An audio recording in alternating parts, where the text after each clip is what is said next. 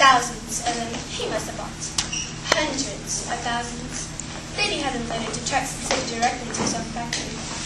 He's in the peanut business, you see, and he's got about 100 women working for him over his joint, shelling peanuts for roasting and salting. That's what they do all day long, those women. They just sit there, shelling peanuts.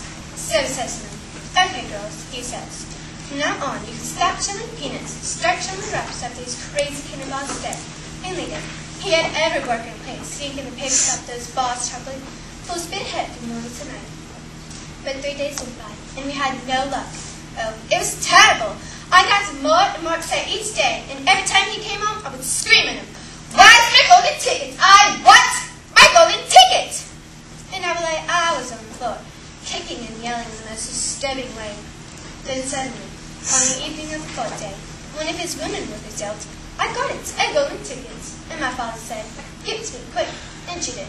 And he rushed it home and gave it to me, and now I'm smiles, and we have a happy home once again. Thank you, Veruca. Isn't she a lovely girl? Now, our first golden ticket was found by a boy. His name is Mike TV. I wonder if Mike's got his ticket with him. Where are you, Mike? Of course I got my golden ticket. Hey, I can't everyone just leave me alone. I want to watch television. I watch all the shows every day, even the crummy ones where there ain't no shooting. I like gangsters the best. They're terrific, those gangsters, when they're pumping each other full of lead or flashing them old stilettos or giving each other the old 1, 2, 3s with the knuckle dusters. That's what I wouldn't give to be doing that myself. That's the life, I tell you. It's terrific. That, folks, was Mike TV. Sorry for bothering you, Mike. Now we're going to take a look at the hero of our story, Charlie Bucket and his family. Let me introduce them to you.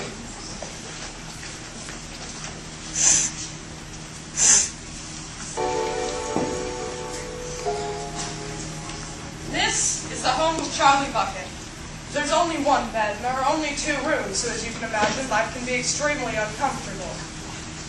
These 2 very old people are the father and mother of Mr. Bucket. Their names are Grandpa Joe and Grandma Josephina. These 2 very old people are the father and mother of Mrs. Bucket. Their names are Grandpa George and Grandma Georgina. The bed was given to the 4 very old people because they were so very old and tired, and well, of course, they're all over 90 years old. This is Mr. Bucket. This is Mr. Bucket. They and little Charlie sleep in the other room upon a mattress on a floor. As you can imagine, this can be extremely cold in the wintertime. But they can't buy a better house because they haven't got any money.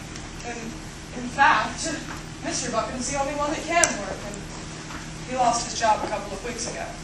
Yes, it's sad, but you see, the toothpaste factory had to close down. Without Mr. Wonka's candies, nobody ever got cavities anymore, so nobody ever bought toothpaste, and, well, you know how it goes. Oh, gee, I almost forgot. This is the hero of our story, Charlie Bucket. Charlie's a nice boy. He's been starving lately, though. In fact, they've all been starving. But I'm worried about Charlie. Why, did you know that he walks slowly instead of running like the other little boys, so he can save his energy? Well, I've said far too much as it is. I'll see you later. Well, I see that 4 children have found golden tickets. I wonder who the 5th lucky person will be. I hope it's no one like that repulsive gloop boy. Or as good as that Veruca Salt girl. Or as decent as the bubble popping by the corner garden. Well, leading such a useless life as that TV boy. It makes you wonder if all kids behave like this nowadays. Like these brats we've been hearing about. Of course not. Some of them do, of course, but not all of them. And now there's only 1 ticket left. Quite so. And just as sure as I'll be having cabbage soup for supper tomorrow, that ticket will go to some beastly little brat who doesn't deserve it. I bet I know someone who'd like to buy that golden ticket. How about it, Charlie? You love chocolate more than anyone I ever saw. Yes, I sure do, Grandpa Joe. You know, it just makes me faint when I have to pass by Mr. Wonka's factory every day as I go to school. The smell of that wonderful chocolate often makes me so dreamy that I fall asleep and bump into his fence. But I guess I should realize that dreams just don't come true. Just imagine, me imagining that I could win that 5th golden ticket. Why, it's pure imagination. Well, it may be pure imagination, But I've heard tell that sometimes what you imagine can come true. Gee, Grandpa Joe, you really think so? Gee, I wonder.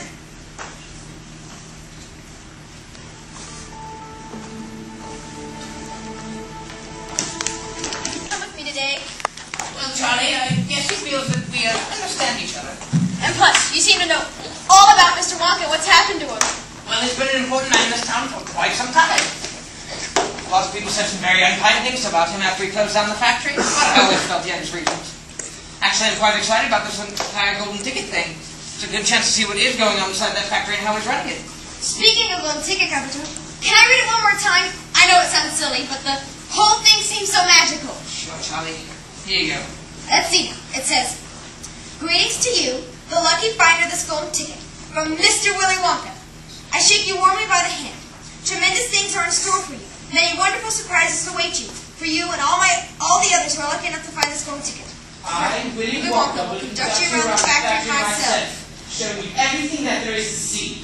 And afterwards, when it is time to leave, you will be escorted home by a procession of large trucks. These trucks, I can promise you, will be loaded with enough delicious eatables to last you and your entire household for many years. If at any time thereafter you should run out of supplies, you have only to come back to the factory and present this golden ticket, and I shall be happy to refill your cupboard with whatever you want. In this way, you will be able to keep yourself supplied with tasty morsels for the rest of your life.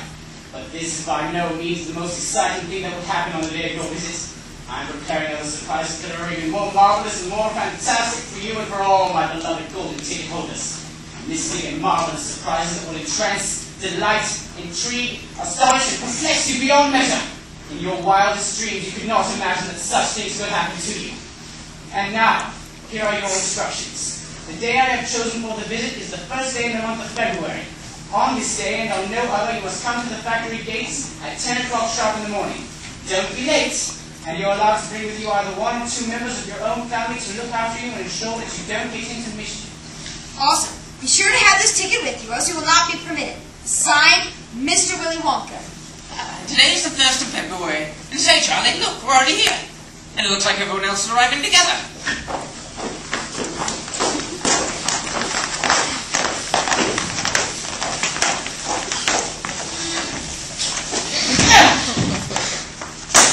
There he is, that's him, it's Willy Wonka.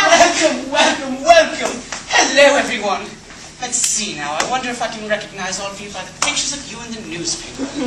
Let's see. You're Augustus Gloop. Yeah. And this is my mother. Delighted to meet you both. Delighted. Delighted. You're Violet Beauregard. So what if I am? Let's get on with the whole thing, huh? And you must be Mrs. Beauregard.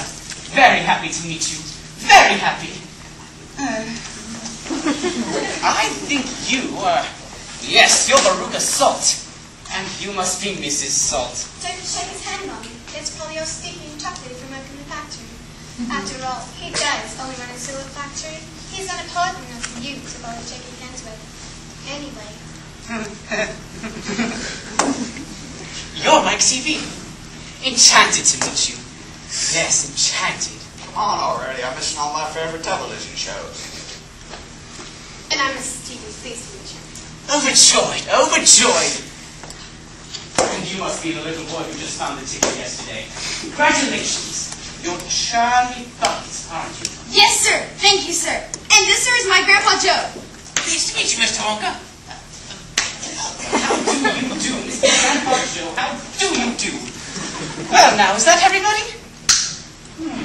I guess it is. Good. Now, will you all please follow me? Our tour is about to begin. But do keep together. Please don't wander off by yourselves. I shouldn't like to lose any of you at this stage of the proceedings. Dear me, no. Here we are. Through this big red door, please. That's right. It's nice and warm inside. I have to keep warm inside the factory because of the workers. My workers are used to an extremely hot climate. They can't stand the cold. They'd perish if they went outdoors in this weather. Why, they freeze to death. But who are these, workers? All in good time, my dear boy. Be patient. You shall see everything as we go along.